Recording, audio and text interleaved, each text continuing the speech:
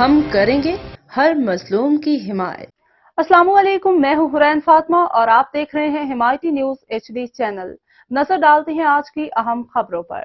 सिंध की मासूम बेटी अकेले, कराची प्रेस क्लब पर कोरंगी इंतजामिया डिस्ट्रिक्ट कोरंगी पुलिस की नाअहली और कब्जा माफिया के खिलाफ एहतजाज कर रही है। कब्जा माफिया ने सिंध की बेटी के घर पर कब्जा कर लिया है और मासूम मजलूम न्यानड़ी अकेले अपना हक मुक्तदर हलकों से मांग रही है। अहमदीन हिमायती की रिपोर्ट।